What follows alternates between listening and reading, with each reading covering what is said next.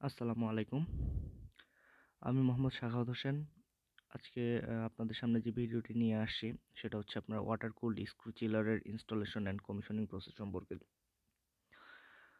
তো আজকের এই ভিডিওটিতে আপনার installation screw chiller water cooled screw চিলারের যে ইনস্টলেশন অ্যান্ড কমিশনিং সিস্টেম আছে কিংবা হচ্ছে কমিশনিং এর আগে যে বেসিক বিষয়গুলো আমাদের ভালোভাবে চেক করতে হয় সেই বিষয়গুলো সম্পর্কে কথা বলবো। আজকের এই ভিডিওটিতে মূলত থাকবে হচ্ছে আপনার বেসিক ইন্ট্রোডাকশন, ওয়াটার কুল চিলারের কিছু ইনস্ট্রাকশন, তারপর হচ্ছে কমিশনিং প্রসিডিউর, কমিশনিং এর আগে আমাদের যেসব বিষয়ে ভালোভাবে চেকিং করতে হয় সেই বিষয়গুলো, আর হচ্ছে প্রজেক্ট এক্সাম্পলের মধ্যে থাকবে এমন কিছু টিপিক্যাল প্রজেক্টের পিকচার এবং কিছু ইনফরমেশন, টেকনিক্যাল ইনফরমেশন যেগুলো আসলে রংভাবে ইনস্টলেশন করলে কি প্রবলেম হয়, কি প্রবলেম হইতে পারে সেই বিষয়গুলো নিয়ে হচ্ছে এক্সাম্পলে থাকবে। তো আমি চেষ্টা করব সম্পূর্ণটা একত্রিত করার, আর যদি অনেক লেন্থ বেশি হয়ে যায় তাহলে ছোট ছোট করে পার্ট করার। তো চলুন যাওয়া যাক মূল ভিডিওতে। Basic introduction. বেসিক ইন্ট্রোডাকশনের মধ্যে আমরা সাধারণত দেখি যে চিলারের গায়ে একটা নেমপ্লেট দেওয়া থাকে। বিভিন্ন কোম্পানির চিলারের আপনার মডেল নাম্বার নেমপ্লেটের মধ্যে বিভিন্নভাবে দেওয়া হয়। তো বেসিক্যালি যে একটা মডেল নাম্বার দেওয়া থাকে সেই মডেল নাম্বারের মধ্যে চিলার সম্পর্কিত আহ, সব ইনফরমেশন পাওয়া যায়। যেমন আমি একটা ভিডিও তৈরি করেছিলাম যে মোটরের নেমপ্লেট থেকে মোটরের টোটাল ইনফরমেশন কিভাবে আমরা জানবো। তো এইরকমই চিলারের যে নেমপ্লেট থাকবে সেই নেমপ্লেটের মধ্যে চিলারের সম্পর্কিত টোটাল ইনফরমেশন, বেসিক কিছু ইনফরমেশন যেগুলো আমাদের কাছে খুব গুরুত্বপূর্ণ জানা প্রয়োজন সেই ইনফরমেশনগুলো দেওয়া থাকে। তো এখানে এরকম একটা আপনার মডেল নাম্বার দেয়া আছে, যেমন হচ্ছে এ 1 থেকে শুরু করে 8 পর্যন্ত। উপরের যে ঘর দেওয়া আছে, যে উপরের যে টেবিলটা দেওয়া আছে এই টেবিলের মধ্যে এই নাম্বারটা বসবে। তো এটা নিউমেরিক্যাল হইতে পারে কিংবা হচ্ছে আপনার ও লেটার হতে পারে। লেটার ম্যাক্সিমাম ক্ষেত্রে মিক্সচারই থাকে। লেটার এবং হচ্ছে নিউ নাম্বার দুইটা মিক্সিং করে হচ্ছে বসানো হয়। তো দেখি আমরা নিচে দেখি যে এই নাম্বারগুলোতে কি কি বিষয় থাকে মূলত। যেমন নাম্বার ওয়ানের প্রথমত যেটা আছে সেটা হচ্ছে আপনার ইউনিট কোড। ইউনিট কোড কি হবে? তারপর হচ্ছে নাম্বার টু হচ্ছে কম্প্রেসর ফর্ম, যেমন এখানে দেয়া আছে হচ্ছে সেমি হারমেটিক কম্প্রেসর। তারপর হচ্ছে নাম্বার থ্রিতে হচ্ছে compressor type, dual screw compressor. তারপর হচ্ছে আপনার কুলিং ক্যাপাসিটি নাম্বার ফোরে। নাম্বার ফাইভে হচ্ছে ফর্ম অফ স্ট্রাকচার। নাম্বার সিক্সে হচ্ছে এনার্জি ইফিসিয়েন্সি। নাম্বার সেভেনে হচ্ছে রেফ্রিজারেন্ট। নাম্বার এইটে পাওয়ার সাপ্লাই। আরও অন্য ধরনের যে নাম্বার প্লেট আছে সেগুলোতে আবার আরও অন্য ধরনের এই নাম্বারগুলোর সাথে আরও এক্সেস যোগ হইতে পারে, আবার কিছু কমও হইতে পারে। যেমন আমি আর একটা দেখছিলাম যে আপনার ফ্যান কি টাইপের, কন্ডেন্সার ফ্যান কি টাইপের, এগুলোরও কিছু ইনফরমেশন দেয়া আছে। তো এক একটা কোম্পানির নাম আপনার মডেল নাম্বার অনুযায়ী, তো বেসিক্যালি যে মডেল নাম্বারগুলো দেয়া থাকে মডেলে টোটাল, এটার মধ্যে বেসিক ইনফরমেশনগুলো আমরা পাইতে পারি। তারপর অনেক জায়গায় দেয়া আছে যে কত টনের চিলার, সেটি টনেজটাও উল্লেখ করা আছে। তো এভাবেই আপনার তো আমি চেষ্টা করব যে আপনার আহ, বিভিন্ন কোম্পানির যে চিলারের নেমপ্লেট আছে সেই চিলারের নেমপ্লেট অনুযায়ী চিলারের সম্পর্কে জানার একটা ভিডিও তৈরি করতে। তো এটার মধ্যে আপনার থাকবে হচ্ছে আপনার ইয়র্কের থাকবে, তারপর গ্রিড থাকবে। তো বেসিক্যালি যে আপনার যে 5-6টা কোম্পানি, চিলার কোম্পানি বাংলাদেশে হচ্ছে লিড করে, যেমন বললাম ইয়র্ক বললাম, গ্রি বললাম, তারপর হচ্ছে ডানাহুস আছে, কেরিয়ার আছে, ডাইকিন আছে। তো এইগুলা যে কোম্পানির বেসিক নেমপ্লেট সম্পর্কিত আমি একটা ভিডিও তৈরি করব। তো আমি চলে যাই পরবর্তী স্লাইডে। পরবর্তী ইন্ট্রোডাকশনের মধ্যে হচ্ছে স্ট্রাকচার। স্ট্রাকচার বলতে এখানে যে একটা চিলার দেয়া আছে ওয়াটার কুল চিলার, এই ওয়াটার কুল চিলারের বেসিক কিছু কম্পোনেন্ট সম্পর্কে এখানে বলা আছে। তো এই কম্পোনেন্টের মধ্যে আপনারা দেখতে পাচ্ছেন যে এখানে একটা ডিসপ্লে দেয়া আছে, তারপর হচ্ছে ইলেকট্রিক ক্যাবিনেট দেয়া আছে, entering and living cooling water, যেটাকে আমরা ইনলেট আউটলেট বলি। তারপর হচ্ছে আপনার কন্ডেন্সার দেয়া আছে, flat type condenser. Ball valve আছে, এটা সম্ভবত অয়েল সেপারেটরের একটা বল ভালভ। তারপর হচ্ছে ড্রাই ফিল্টার দেয়া আছে, রিলিজ ভালভ দেয়া আছে, অয়েল সেপারেটর দেয়া আছে।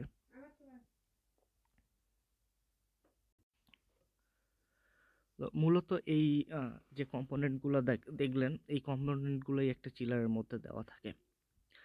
আরও অনেক কিছুই থাকে, যারা সার্ভিসিং করে চিলার সবসময় রেগুলারলি, তারা খুব ভালোভাবে বলতে পারবে যে আর কি কি কম্পোনেন্ট থাকে। তো আমরা নেক্সট স্লাইডে যাই। ইলেকট্রিক ক্যাবিনেট একটা অনেক বড় একটা বিষয় চিলার ক্ষেত্রে। আপনারা জানেন যে ইলেকট্রিক ক্যাবিনেটের এখানে একটা আপনার দেখতে পাচ্ছেন যে পুরো ইলেকট্রিক ক্যাবিনেটের মূলত যে মেইন পার্টগুলো থাকে সেই পার্টগুলোর একটা স্লাইড। তো এই স্লাইডের মধ্যে যে বিষয়টা মূল দেখা যাচ্ছে সেটা হচ্ছে আপনার পাওয়ার কোড। এখানে একটা হচ্ছে পাওয়ার কোড আছে, এখানে একটা হচ্ছে আপনার পাওয়ার কোড আছে। তারপর হচ্ছে AC connector, thermal relay, delta connector, star connector. এখানে বলে দেওয়া ভালো যে অনেক ধরনের চিলারে হচ্ছে আপনার স্টার ডেল্টা কানেক্টর সবসময় থাকে, যেহেতু আপনার কম্প্রেসর পাম্প জাতীয়। আর আরেকটা বিষয় থাকে যে ডল স্টার্টারও অনেক সময় ইউজ করা হয়।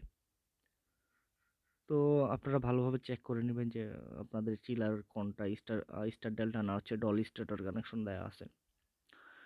তারপরে এই পাশে দেখা যাচ্ছে কুলিং ফ্যানের জন্য হচ্ছে আপনার কুলিং ফ্যানের সুইচ টুইচ দেওয়া আছে, ফিল্টার দেওয়া আছে। তারপর হচ্ছে ইএক্সভি বোর্ড দেওয়া আছে। আর কমিউনিকেশন ইন্টারফেস, যে কমিউনিকেশন ইন্টারফেসের যে কেবল আছে সেটা হচ্ছে আপনার, এটাকে আমরা কমিউনিকেশন কেবল বলি। আর চিলার ইন্টারলকের ক্ষেত্রে আপনার একটা কেবল, যদি কয়েকটা চিলার একসাথে প্যারালালি চালানো হয় তাহলে আপনার প্রতিটা চিলার ইন্টারলক করা হয়। তো ইন্টারলক এর একটা কেবল দেওয়া আছে এই কমিউনিকেশন ইন্টারফেসের মধ্যে। তারপর হচ্ছে আপনার স্টার এই বোর্ডের মধ্যে দেওয়া আছে ট্রান্সফরমার, তারপর হচ্ছে এয়ার সুইচ, তারপর হচ্ছে reverse protector, anti block protector, use side terminal, আচ্ছা ইউজার সাইড টার্মিনাল, যেখান থেকে হচ্ছে আপনার ইউজাররা ইউজ করতে পারবে, operational code display, the main board, এটা হচ্ছে আপনার মেইন বোর্ড। তো মূলত আপনার ইলেকট্রিক ক্যাবিনেটের মধ্যে এই বিষয়গুলোই বেশি দেখা যায়। তো চলুন আমরা নেক্সট স্লাইডে যাই।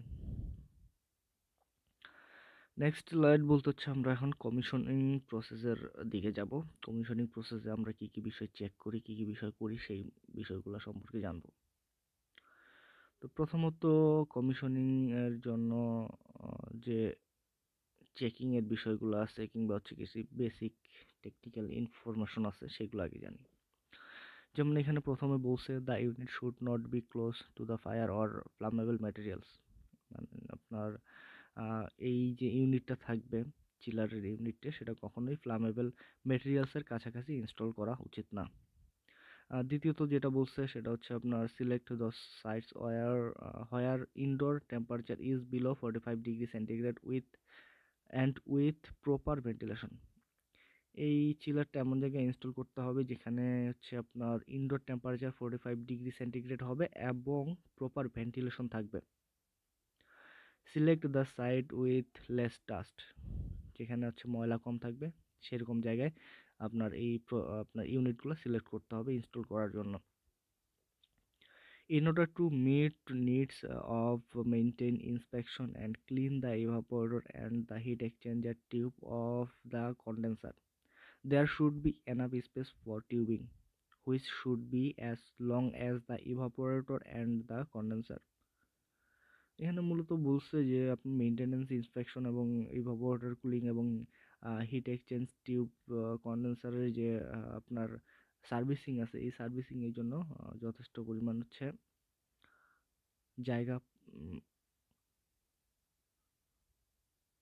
এই টিউবিং এর জন্য হচ্ছে যথেষ্ট পরিমাণ স্পেস থাকতে হবে।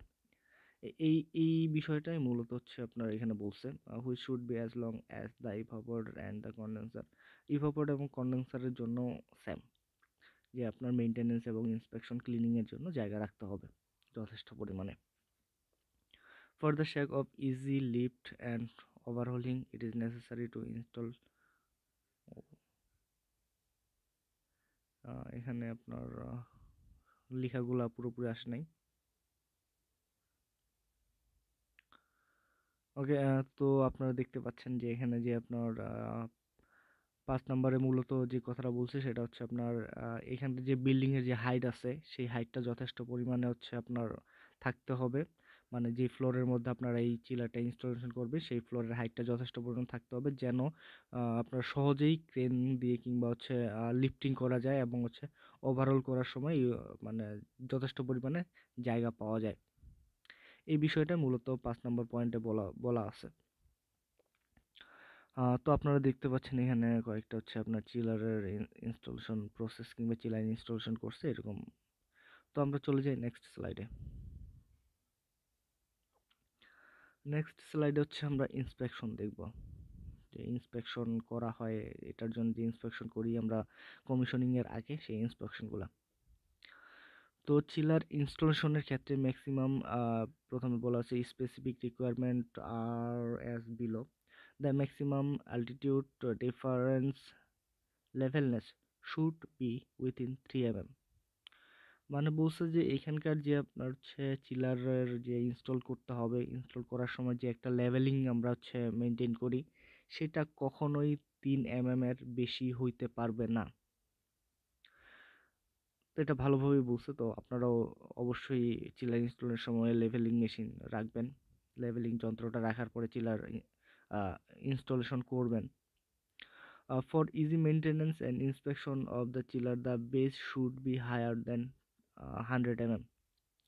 তো মূলত এখানে বলছে যে আপনার মেইনটেনেন্স এবং ইন্সপেকশনের জন্য চিলারের যে বেসটা তৈরি করা হবে সেটা মূলত 100 mm বা 4 ইঞ্চির আপনার আহ, বেশি হইতে হবে। এটা 4 ইঞ্চির বেশি আপনি যত দেন, যত হাই দিবেন চিলারের বেসটা তত আপনাদের জন্যই ভালো হবে। চিলারের ভিতরে ঢুকে, ইভাপোরেটরের ভিতরে ঢুকে কেউ যদি কাজ করতে চায় তাহলে মূলত আপনার কাজ করতে পারে, শুয়ে শুয়েই কাজ করতে পারে কিংবা হচ্ছে বসেও কাজ করতে পারে। আর যদি আপনার এটার হাইটটা কম হয় সেক্ষেত্রে দেখা যায় যে কাজ করতে, মেনটেনেন্সের কাজ করতে কিংবা হচ্ছে আপনার সার্ভিসিংয়ের কাজ করতে গিয়ে অনেক বেশি প্রবলেম হয়। 3 নম্বরে যেটা বলছে, it is necessary to install drain ditch around the chiller. আপনার এখানে দেখতে পাচ্ছেন যে চিলারের একটা হচ্ছে ড্রেন ডিচ থাকবে চারপাশে, চিলারের চারপাশে, কারণ এই চিলারগুলো যদিও ইনসুলেশন করা থাকে তারপরেও দেখা যায় যে যখন অনেক বেশি আপনার ভ্যাপার হয়ে যায় তখন দেখা যায় যে আপনার ময়েশ্চারের কারণে হচ্ছে আপনার পানি পড়তে থাকে। তো পানি পড়তে পড়তে এক সময় দেখা যায় যে এটা ড্রেনের প্রয়োজন হয়ে যায়। The installation base of chiller should be concrete or steel structure। এটা বুঝতে পারতেছেন যে এটা কংক্রিটের হইতে হবে অথবা স্টিল স্ট্রাকচার হইতে পারে। It is necessary to install cushions। আচ্ছা, আমরা সাধারণত অনেক সময় দেখা যায় যে আমরা স্প্রিং আইসোলেটর ব্যবহার করি চিলার ইনস্টলেশনের জন্য, আবার অনেক ক্ষেত্রে দেখা যায় যে আমরা যে রাবার প্যাড আছে এই রাবার প্যাডও ইউজ করি। তো রাবার প্যাড বিভিন্ন ধরনের হয়, এটার উপরে আমার একটা ভিডিও আছে, আপনারা চাইলে দেখে নিতে পারেন রাবার প্যাড কত ধরনের হইতে পারে। তো এখানে আপনারা দেখছেন যে এখানে একটা রাবার প্যাড দেয়া আছে, যেটাকে কুশন বলতেছে। তো এই রাবার প্যাডটা আপনার চিলারের লেভেলিং করার সময়, ইনস্টলেশন করার সময় এবং লেভেলিং করার সময় দেওয়া হয়। এটা দেওয়ার মূলত কারণ যেন হচ্ছে ভাইব্রেশনটা আমার ফ্লোরের মধ্যে না পড়ে, চিলারে যে একটা ভাইব্রেশন হয় এই ভাইব্রেশনটা যেন ফ্লোরে না পড়ে। তো এটা এক একজন এক একভাবে দিয়ে থাকে, এক একজনের রিকোয়ারমেন্ট এক এক রকম। যদি আপনার আইসোলেটর দেয়, স্প্রিং আইসোলেটর দেওয়া হয়, ভাইব্রেটর যে আইসোলেটর থাকে সেই আইসোলেটর দিলে আপনার 6 কিংবা 8 কিংবা হচ্ছে 12, এটা ডিপেন্ড করে চিলারের লেন্থের উপরে এতগুলা দেওয়া হয়। আবার যদি আপনার রাবার প্যাড দেওয়া হয় তাহলে এই রাবার প্যাডগুলাও দেখা যায় যে 6 জায়গায় 4 জায়গায় দেওয়া হয়। তো মূলত যে ফ্রেম দেয়া আছে, রাবার প্যাড দেওয়ার সময় যদি আমরা স্ট্রাকচার যে আপনার বেস আছে, এই বেসটা যদি পুরোটা করা হয়, তাহলে আমার মনে হয় যে রাবার প্যাডটা পুরোটা দেওয়াই ভালো। পুরো যে আপনার বেস দেয়া আছে, এই বেসের মধ্যে পুরো আপনার চিলারের যে বেস আছে, এই বেসের পুরোটাতে দেওয়া ভালো, এইভাবে টুকরো টুকরো করে না দিয়ে। ওকে, আমরা নেক্সট স্লাইডে চলে যাই। নেক্সট স্লাইডের মধ্যে হচ্ছে আপনার পাম্পের এখানে কিছু বিষয় দেওয়া আছে, যে আপনারা দেখতে পাচ্ছেন যে ওয়াটার সিস্টেমের ক্ষেত্রে বলা আছে। Number 1, the installation of pipe system is reasonable, the water should be clear and the direction of flow is correct. এখানে বলছে যে পাইপ সিস্টেমটা হচ্ছে আপনার রিজনেবল হতে হবে, ওয়াটার শুড বি ক্লিয়ার, মানে হচ্ছে পানি সব পরিষ্কার থাকতে হবে এবং পানির যে ডাইরেকশন আছে সেটা ঠিক থাকতে হবে। যেমন হচ্ছে পাম্পের সাকশন দিয়ে পানি টানবে এবং ডিসচার্জ দিয়ে হচ্ছে পানি ছেড়ে দিবে চিলারের দিকে। তো এটা যে একটা ফ্লো লুপ আছে, এই ফ্লো লুপটা যেন ঠিক থাকে, এটাই আসলে বলছে। নাম্বার 2 যেটা বলছে, the water quality shall be in accordance with the requirements of the unit, মানে ওয়াটার কোয়ালিটিটা অবশ্যই চিলারের যে রিকোয়ারমেন্ট আছে, জিপিএম কিংবা হচ্ছে ওয়াটার ফ্লোর যে ক্যাপাসিটি আছে, সেটার জন্য অবশ্যই আপনার পূরণ করে। তো এই রিকোয়ারমেন্টটা অবশ্যই পূরণ করতে হবে।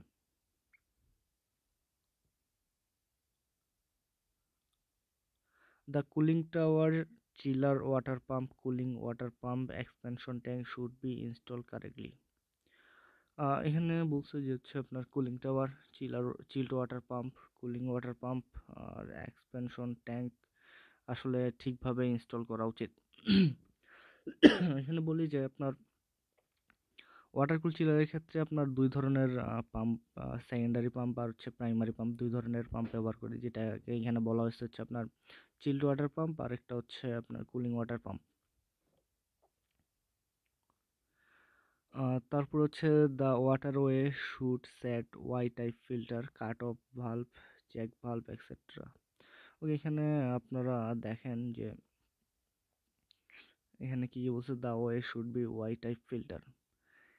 পাম্পের যে সাকশন আছে, এই সাকশনের মধ্যে অবশ্যই ওয়াই টাইপ একটা হচ্ছে ফিল্টার দিতে হবে। ওয়াই টাইপ বলতে হচ্ছে ওয়াই স্ট্রেনারের যে কথাটা বলছে, ওয়াই স্ট্রেনারের একটা ফিল্টার দেওয়া লাগবে, যেন আপনার কোনো ধরনের ময়লা টয়লা যেন হচ্ছে পাম্পের হেডের মধ্যে কিংবা পাম্পের প্রোপাইলারের মধ্যে যেন না যায়।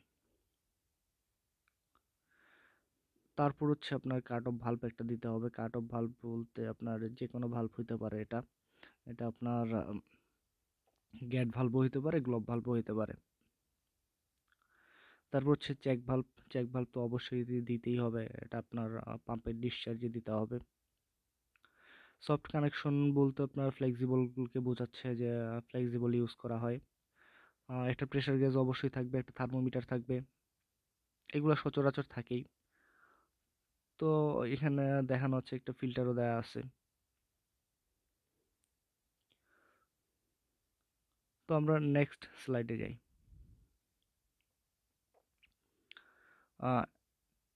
Extreme high position and the highest point of the entire waterway need to set exhaust valve.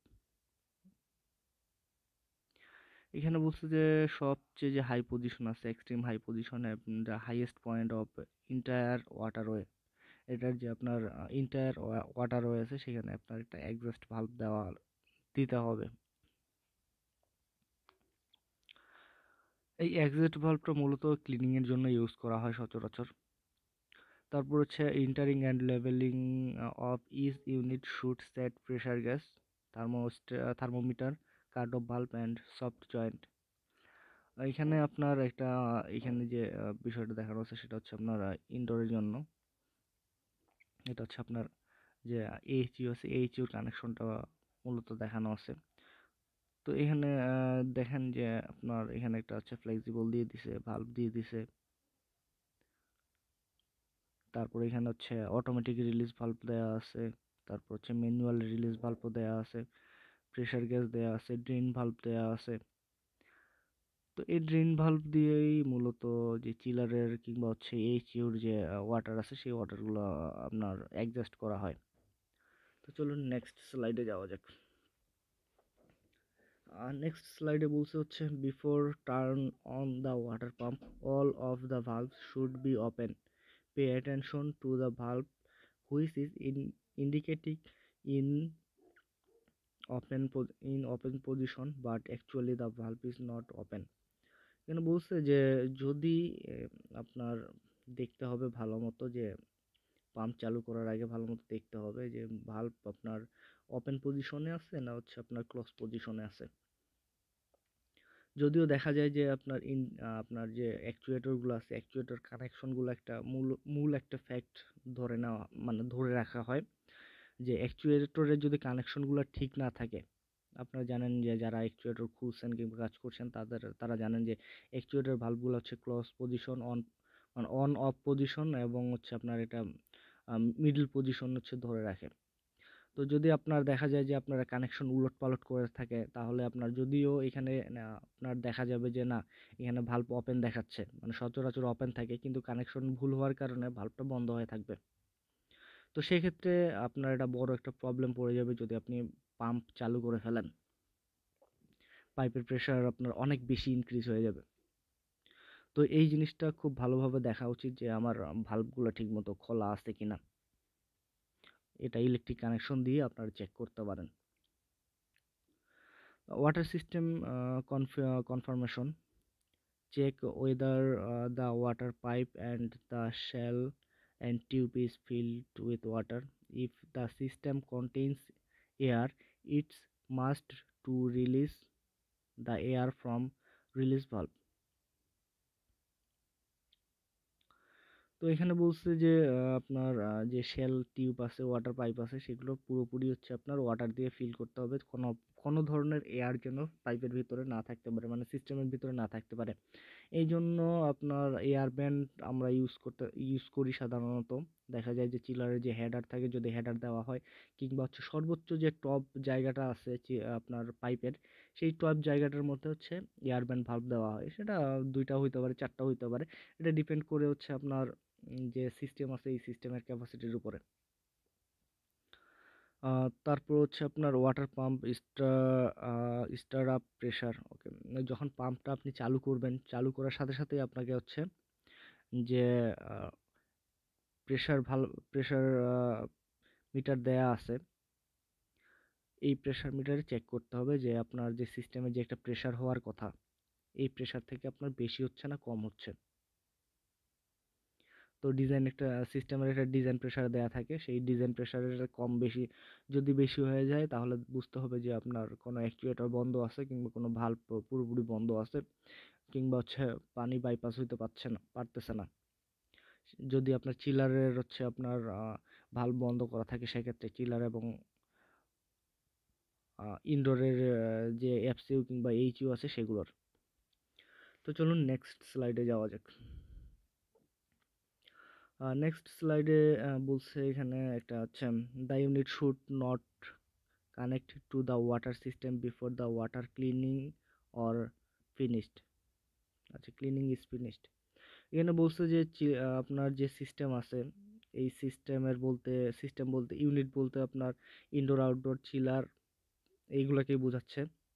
তো এগুলো সম্পূর্ণটাই কোনোভাবেই আপনার পানি পরিষ্কার মানে পাইপের ভিতরে যে আপনার পুরোপুরি ক্লিন না করা পর্যন্ত এগুলোর সাথে আপনার কোনোভাবেই কানেক্ট করা যাবে না এই ওয়াটার সিস্টেমকে।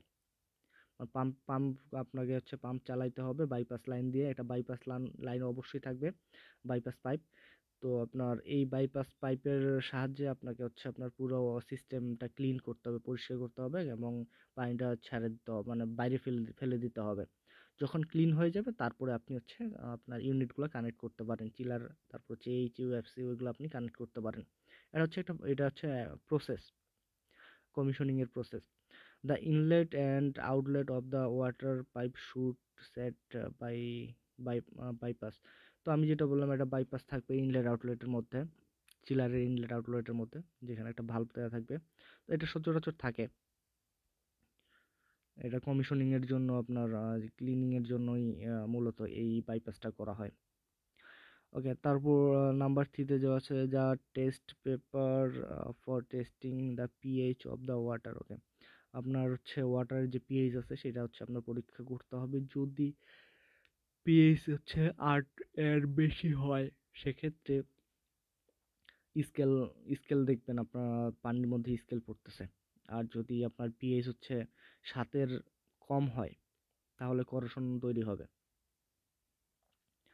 সেজন্য আমাদেরকে ওয়াটার ট্রিটমেন্ট করতে হয় সেটা করতে হবে। কেমিক্যাল দিতে হবে, কেমিক্যাল ডোজিং করতে হবে প্রতিদিন, উইকলি, মান্থলি। আপনার সেটা আপনার চিল্ড ওয়াটারেও দিতে হবে এবং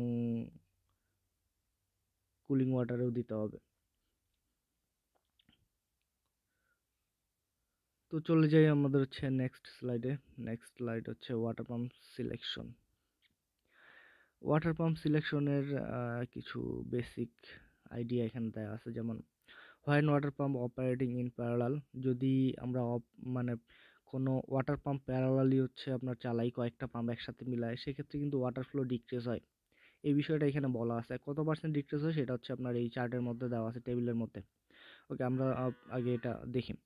if more than 3 pump in parallel, যদি হচ্ছে একের অধিক হচ্ছে 3টা পাম্প দেওয়া থাকে, মানে 3-এর অধিক থাকে, the water flow will be significantly attenuate.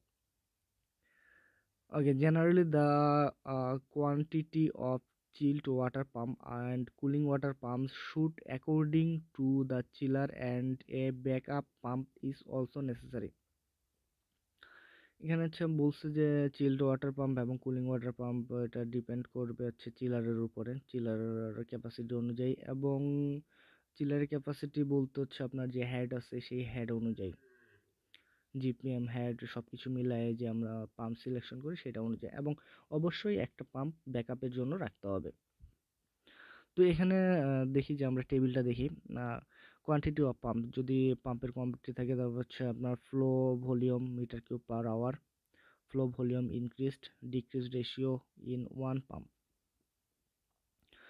যদি হচ্ছে আপনার একটা পাম্প ইউজ করি সেক্ষেত্রে আপনার যদি আপনার ফ্লো ভলিউম যদি 100 মিটার কিউব পার আওয়ার হয় সেক্ষেত্রে কোনো কিছু বলার নাই। যদি 2 হয়, মানে পাম্প দুইটা প্যারালালি চালানো হয়, তাহলে হচ্ছে ফ্লো ভলিউম 100-র পরিবর্তে ডাবল হয়ে গেলে হচ্ছে 200 হওয়ার কথা ছিল, কিন্তু এখানে হয়ে যাচ্ছে হচ্ছে 190।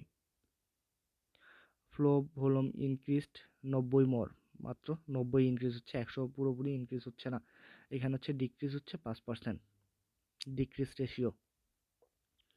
যদি 3টা পাম্প হয় সেক্ষেত্রে আপনার হচ্ছে 300 হওয়ার কথা, ফ্লো ভলিউম কিন্তু হয়ে যাচ্ছে হচ্ছে আপনার 251। 61 মোর দ্যান 2 পাম্পস, আর এটার যে ডিক্রিজ রেশিও এটা হচ্ছে 16%। যদি আপনার 4টা পাম্প প্যারালালি চালানো হয় তাহলে হচ্ছে 284। আমার 4টা পাম্পে 400 হওয়ার কথা ছিল ফ্লো ভলিউম, কিন্তু আমার ফ্লো ভলিউম হচ্ছে 284।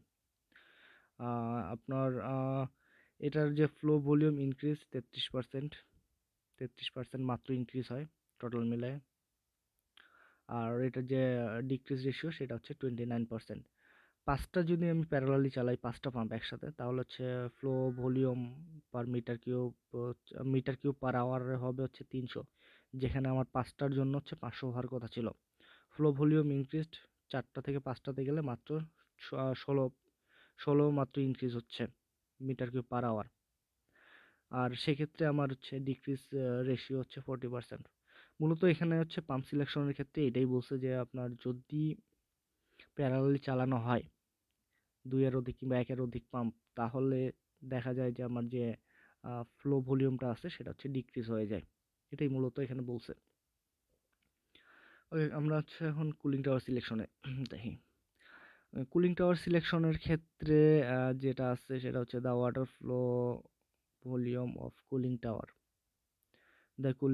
the water flow of cooling water system into 1.2 থেকে 1.5, মানে হচ্ছে ওয়াটার ফ্লো অফ কুলিং টাওয়ারের ওয়াটার ফ্লোটা সমান সমান হবে টোটাল যে কুলিং ওয়াটার সিস্টেম আছে সেটা থেকে 1.2 থেকে 1.5, যেটাই হচ্ছে আপনার বেশি হবে। The cooling tower installation location should have proper ventilation and without any heat source.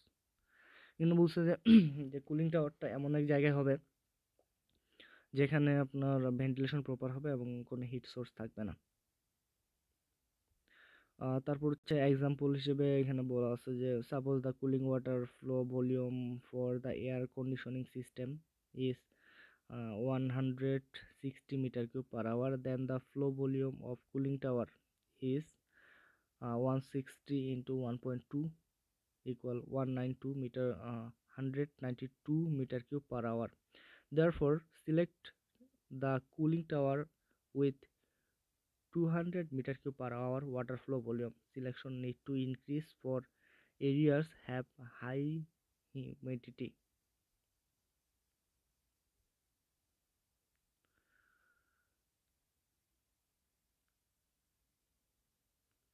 এখানে দুটো পিকচার দেওয়া আছে, আপনারা দেখতে পাচ্ছেন। এই দুইটা পিকচারের মধ্যে হচ্ছে আপনার দেখানো আছে যে এটা হচ্ছে টিপিক্যাল। এখানে হচ্ছে চিমনি নেয়ার দা কুলিং টাওয়ার। চিমনি বলতে হচ্ছে যে ফ্লোরে যে কিচেনের যে চিমনি থাকে সেই চিমনিটা দেওয়া আছে যেখান থেকে আপনার তাপ উৎপন্ন হয়। তো এখানে যে একটা কন্ডিশন বলছে নাম্বার 2 তে, যে কোনো হিট সোর্স যেখানে আছে সেই হিট সোর্সের নাম্বার 2 তে দেখেন যে এই হিট সোর্সের কাছাকাছিও হচ্ছে আপনার এই কুলিং টাওয়ার ইনস্টল করা যাবে না। ওকে, আর এখানে দেওয়া আছে হচ্ছে van near the cooling tower, যেটা একটা হিট সোর্স। তো এটাই বলছে যে হিট সোর্সের কাছাকাছি কুলিং টাওয়ার ইনস্টল করা যাবে না। তো চলুন নেক্সট স্লাইডে যাই। নেক্সট স্লাইডে হচ্ছে cooling tower installation. The horizontal and vertical deviation for cooling tower installation is 2/2/1000. When multiple cooling tower installed in the same system, then the water level of each cooling tower should be the same. The height difference should not exceed 30 mm. Sorry.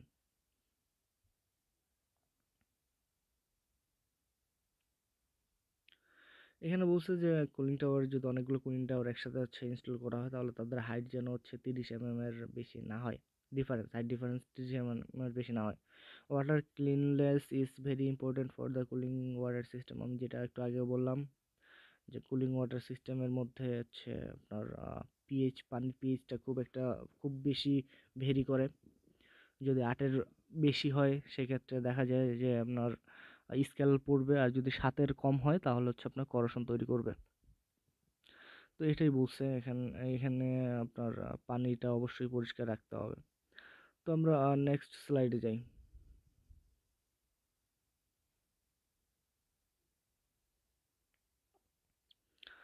Okay, water system inspection.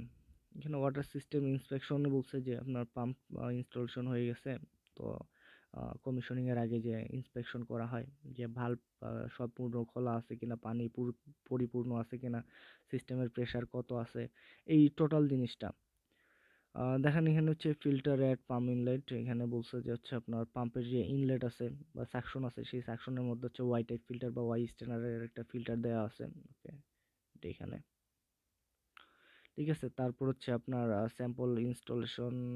এটা হচ্ছে স্যাম্পলের ইনস্টলেশনের sample কীভাবে। আচ্ছা, আরেকটা ব্যাপার সেটা হচ্ছে আপনার এই পাম্পগুলো ইনস্টলেশনের পর সুন্দরভাবে হচ্ছে আপনার ইনস্টলেশন করতে হবে। তারপর জ্যাকেটিংও করতে হয়। অনেক সময় যদি কোথাও জ্যাকেটিং করার মানে অপশন থাকে কিংবা জ্যাকেটিং করার মতো টেন্ডার হোক আর বিওকি হোক যেটাই হোক না কেন, সেখানে যদি দেওয়া থাকে যে জ্যাকেটিং করতে হবে তাহলে মাস্ট বি জ্যাকেটিং করতে হবে।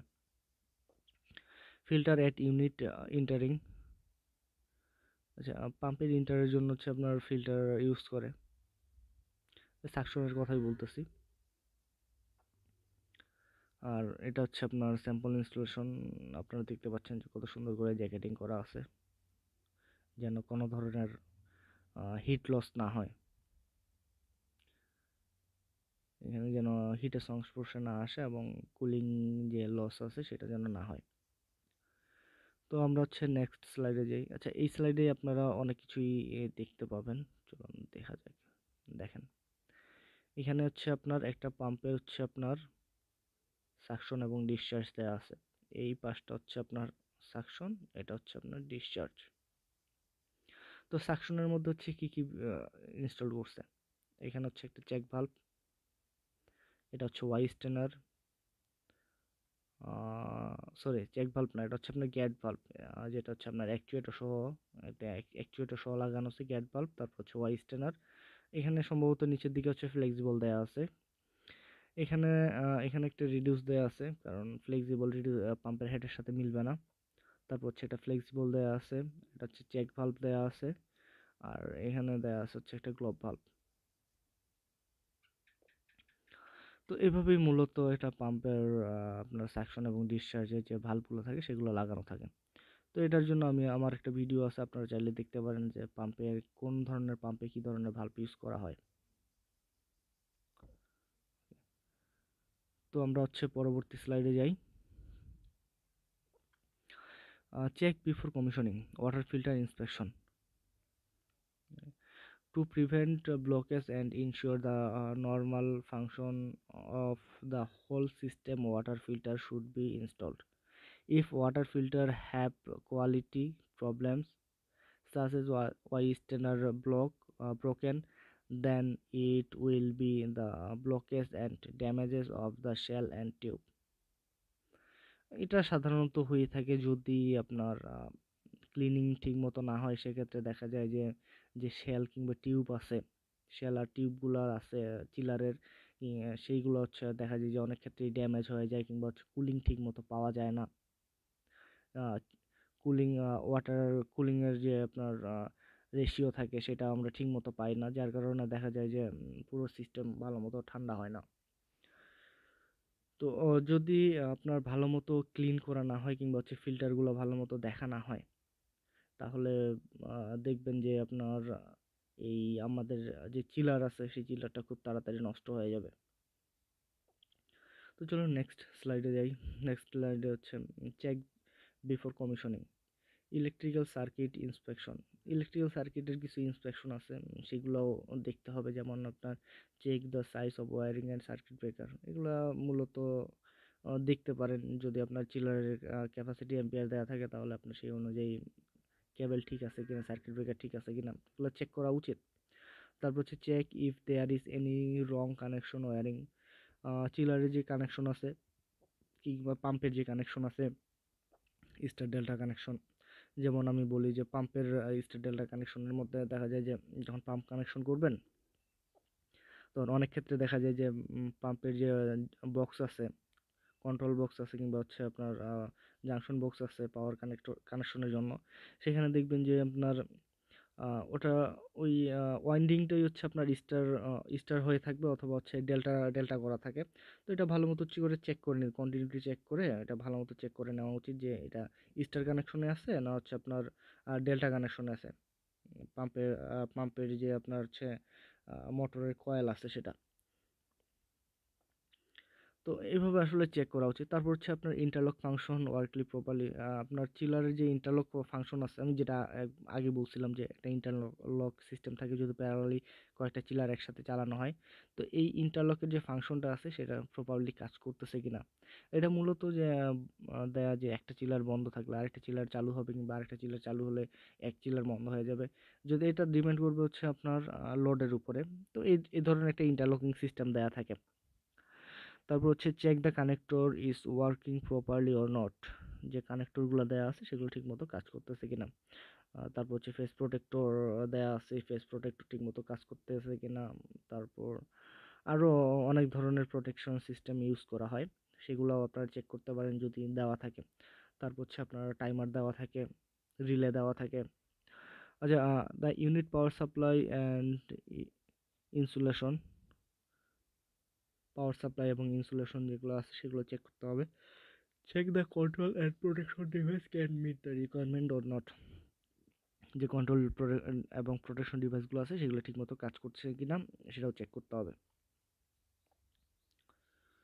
ওকে, এখানে কিছু টিপিক্যাল সিস্টেম দেওয়া আছে যেখানে আপনার খুবই মানে বিষয়গুলো বলা আছে। যেমন দেখি wiring inspection, Power cord specification should meet the requirement and the selection is based on 40 degree centigrade ambient temperature.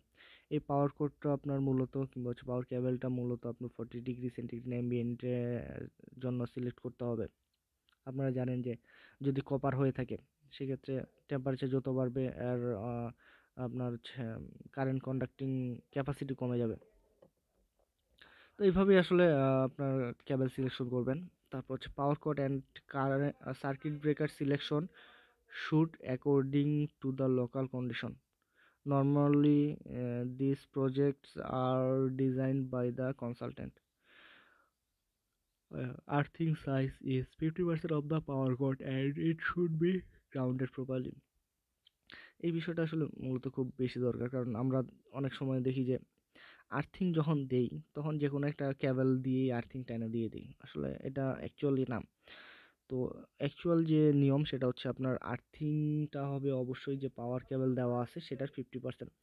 যদি আমার পাওয়ার কেবল হচ্ছে 60 RM হয় তাহলে আমার হচ্ছে আপনার আর্থিং দেওয়া লাগবে হচ্ছে 30 RM। তো এইভাবে আসলে ইউজ করতে হয়, আর এটা অবশ্যই দেখা উচিত যে গ্রাউন্ডেড প্রপারলি হচ্ছে কি না। এখানে যে পিকচারটা দেখতে পাচ্ছেন এখানে দেখেন কোনো ধরনের আর্থিং কানেকশন করা হয় নাই, জাস্ট একটা আপনার স্ক্রু দেওয়া আছে কিন্তু আর্থিং কানেকশন নেই। আর এবং এই পিকচারটাতে দেখেন, এই পিকচারটাতে আর্থিংয়ে যে কানেকশন দেওয়া আছে এটা পাওয়ার কেবলের অনুযায়ী অনেক ছোট। 50% এখানে বলছে যে স্ট্যান্ডার্ড হচ্ছে 50% পাওয়ার কেবলের যে পাওয়ার কোড আছে সেই পাওয়ার কোডের হচ্ছে 50% হইতে হবে, কিন্তু এখানে 50% নাই। তো চলুন পরবর্তী স্লাইডে। এখানে বলছে হচ্ছে check before commissioning, unit check. এটা কমিশনিংয়ের যে চেক আপনার কানেকশন চেক করতে হবে সেগুলা। তো মূলত কি কি দেয়া আছে দেখি। এখানে হচ্ছে after the pump and turn on check both cold and cooling water flow switch are closed or not. ওকে, এখানে বলছে যে হচ্ছে পাম্প চালানোর সাথে সাথেই আপনার যে ফ্লো সুইচ, চিলারের সামনে যে ফ্লো সুইচ লাগানো থাকে এই ফ্লো সুইচ ঠিকমতো কাজ করতেছে কিনা এটা দেখা। তারপর হচ্ছে check power supply voltage, power supply voltage ঠিক আছে কিনা এটা চেক করতে হবে। চেক মোটর ইনসুলেশন, মোটরের যে ইনসুলেশন টেস্ট করতে হয় সেটা ঠিক আছে কিনা, ইনসুলেশন সেটা ঠিক আছে কিনা এটা দেখতে হবে। তারপর হচ্ছে check the code display of chiller, চিলারের ডিসপ্লে চেক করতে হবে। থার্মাল রিলে সেটিং এর যে ভ্যালু আছে হচ্ছে অ্যাকচুয়াল ভ্যালু ইকুয়াল হচ্ছে নমিনাল ভ্যালু ইন্টু 1.12 থেকে হচ্ছে প্লাস মাইনাস 0.06%। এই থার্মাল রিলের হচ্ছে সেটিং করতে হবে, থার্মাল রিলের ভ্যালুটা সেটিং করতে হবে। তারপর আরও কিছু চেকিং আছে, যেমন পাম্প চালানোর সাথে সাথে পাম্পের যে কারেন্ট রেটিং আছে কারেন্টের রেটিং চেক করতে হবে যে কত কারেন্ট নিচ্ছে। আপনার যে ডিসপ্লে নেম প্লেটের মধ্যে যে কারেন্ট নেওয়ার কথা সেই পরিমাণ কারেন্ট নিচ্ছে না তার বেশি নিচ্ছে, ওভারলোডে চলতেছে না হচ্ছে আপনার লো লোডে চলতেছে, এই বিষয়গুলো চেক করতে হয়। যেমন এখানে কয়েকটা পিকচারের মাধ্যমে বলে দেওয়া আছে, যেমন দেখেন resistance to the ground or motor 3 phase shoot 10 মাইক্রোওহম। আপনার গ্রাউন্ড এবং ফেজের যে হচ্ছে আপনার রেজিস্ট্যান্স আছে সেটা অবশ্যই 10 মাইক্রোওহমের নিচে থাকতে হবে।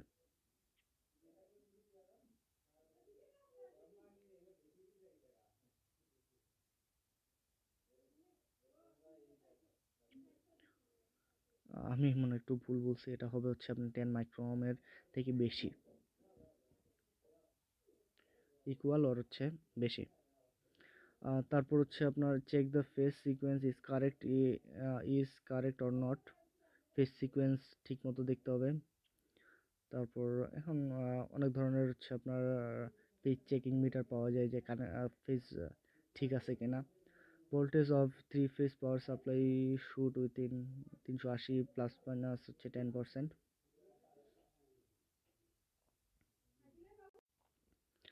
ওকে, আমরা চলে যাই নেক্সট স্লাইডে। ওকে, এখানে বলছে হচ্ছে আপনার appearance inspection, check if there is damage, copper pipe deformation, insulation is proper or not. Pressure check, use a pressure gauge to check the system pressure is normal or not. Check if there is oil leakage near the safety valve. Check the cable connection for each unit. মূলত এদের একটা হচ্ছে আপনার কথা আছে, সেটা হচ্ছে no dust no damage. চিলারের মধ্যে যদি কোনো ডাস্ট না পড়ে তাহলে চিলার ড্যামেজ হওয়ার সম্ভাবনা খুব কম থাকে।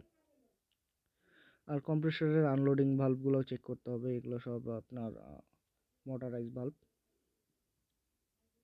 মোটরের সলিনয়েড ভালভ, অ্যাকচুয়ালি মোটরাইজ না, এগুলো সব সলিনয়েড ভালভ। হ্যাঁ, সলিনয়েড ভালভ এগুলো সব। ওকে, আমরা নেক্সট স্লাইডে যাই।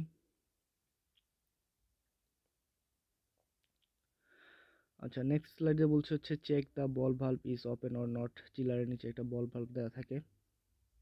চিলার বলতে হচ্ছে আপনার ইভাপোরেটরের নিচে সেই বল ভালভটা ক্লোজ আছে না হচ্ছে আপনার বন্ধ আছে, এটা চেক করতে হবে। Check the ball valve is open or not, এটা দুইটার ক্ষেত্রেই দেখানো আছে। এই যে দেখেন আপনার এখানে একটা ভালভ দেওয়া আছে, এই ভালভটা ওপেন আছে না হচ্ছে আপনার ক্লোজ আছে, এটা চেক করতে হবে। যে এখানেও দেখা যাচ্ছে, এই যে এখানে একটা ভালভ আছে এটা। চেক কম্প্রেসর অয়েল লেভেল, কম্প্রেসরের যে অয়েল আছে এই আপনার সাইড মিরর মধ্যে দেখতে পাবেন অয়েল লেভেলটা, এটা চেক করতে হবে। আর check all valves on the sample small pipe, make sure they are all open. তো এগুলোতে আপনার সব দেখবেন সব হচ্ছে সলিনয়েড ভালভ, এই সলিনয়েড ভালভগুলো সব অন আছে কিনা এটা চেক করতে হবে। এটা আপনারা চিলারের যে কন্ট্রোল প্যানেল আছে সেই কন্ট্রোল প্যানেল অনুযায়ী কন্ট্রোল প্যানেলের মধ্যেই চেক করতে পারবেন।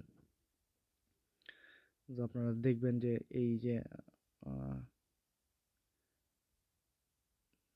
সলিনয়েড ভালভ আছে, এই সলিনয়েড ভালভের কেবল আপনার যে ইলেকট্রিক ডায়াগ্রাম আছে, ইলেকট্রিক কানেকশনের ডায়াগ্রাম আছে, সেই ডায়াগ্রামে সিঙ্গেল লেআউট ডায়াগ্রামের মধ্যেই পাবেন।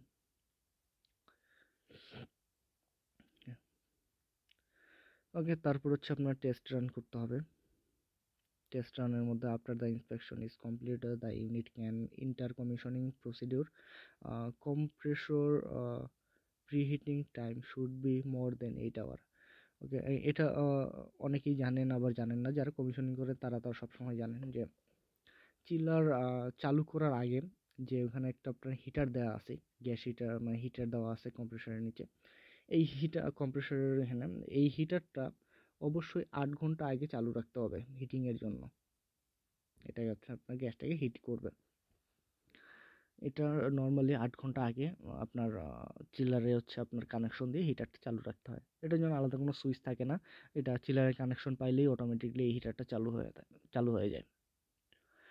Turn on all terminals during commissioning, কমিশনিংয়ের সময় সব টার্মিনালগুলোই হচ্ছে আপনার অন রাখতে হবে। Check history error, make sure there is no error, then turn on the unit for commissioning. আপনার চিলার অন করার আগে দেখতে হবে যে এখানে কোনো এরর পাওয়া যাচ্ছে কিনা। যদি আপনার সম্পূর্ণ কানেকশন ঠিকভাবে থাকে তাহলে কোনো এরর আসবে না। After turn on the unit compressor operation should be normal. Okay, যদি আপনার ইউনিটটি চালু করার পর কম্প্রেসরের অপারেশনটা নর্মাল হবে। Record the unit data under different load. Okay, আপনার আমরা যে হচ্ছে লগ বুক বলি কিংবা লগ শিট বলি, তো এই লগ বুকের মধ্যে হচ্ছে আপনার এই ডাটাটা হচ্ছে রেকর্ড করা হয়। আচ্ছা, আমি চেষ্টা করব লগ বুক কীভাবে লিখে সেটার উপরে হচ্ছে আপনার একটা ভিডিও তৈরি করার।